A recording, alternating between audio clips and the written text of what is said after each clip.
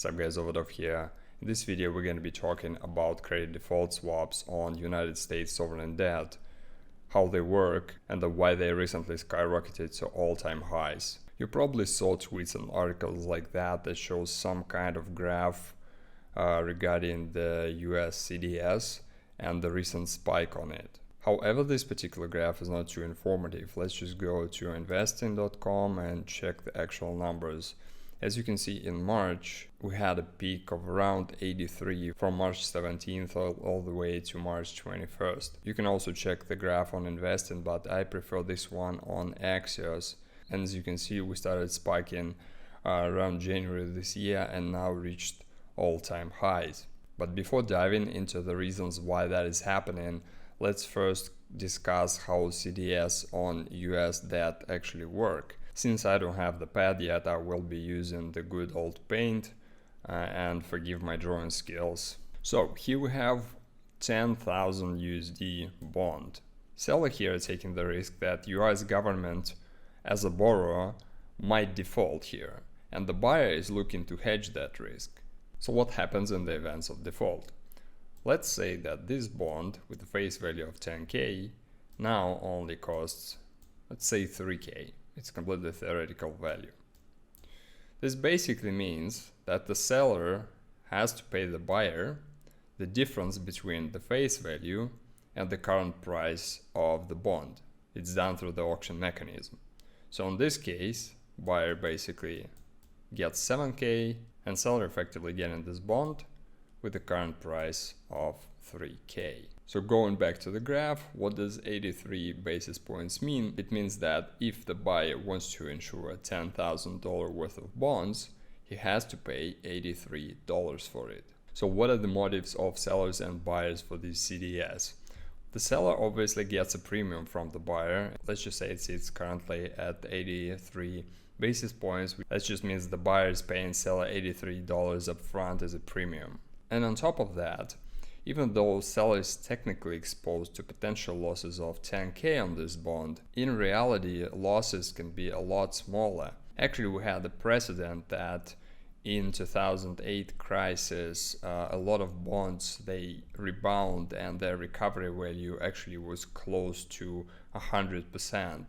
So in that case, even default technically happened by pretty much not getting any money. Seller get the premium and barely lost any money on the difference in the bond price. So that's seller's incentive. What are the buyer's motives? We're gonna talk about two most obvious. The first one is to hedge the risk.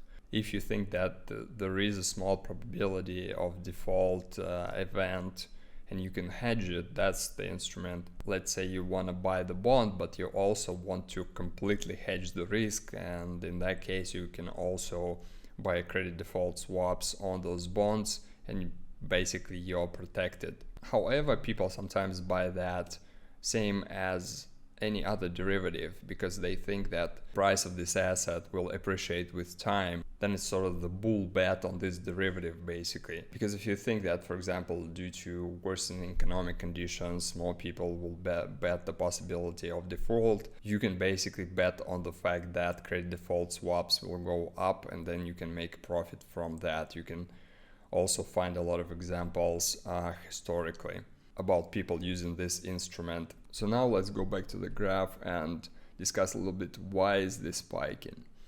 It obviously has to do with the debt ceiling discussions.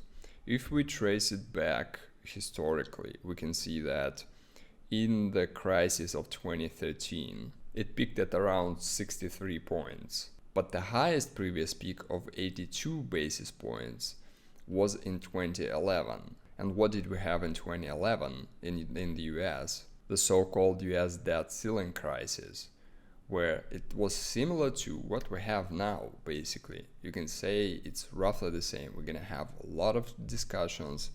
It's all mostly political. My personal point of view here is that yes, there's gonna be a lot of discussions, there's gonna be a lot of debates on this matter, but at the end of the day, they're gonna raise the ceiling, because in my mind there is like zero chance that they're gonna break the financial system that they have. So I just think either a lot of people hedging or a lot of people like trying to make the money with these products, or maybe both. I just want to make this video to kind of explain how this works. It's sad because I see this from the content creators that I used to follow and I used to get the information from them. But now I'm like looking at the content and then I see no concrete information. I just see rumors and they're spreading this FUD. And it just sucks because they just raise this panic for no particular reason. They mix it with the other theme, which is like the death of the dollar. I'm gonna actually make a video on it after this one, or maybe in like 1 or 2 days, I don't know yet, because it's also ridiculous, because people we live in the world of like post-truth where the facts like and conclusions don't matter to people. They just want to spew it out for clicks and likes, and that's it. Anyways, I'm just starting to rant here. I hope this video was helpful. If you watched until the end, thank you very much. Please drop a like, subscribe to the channel, and I'll see you soon.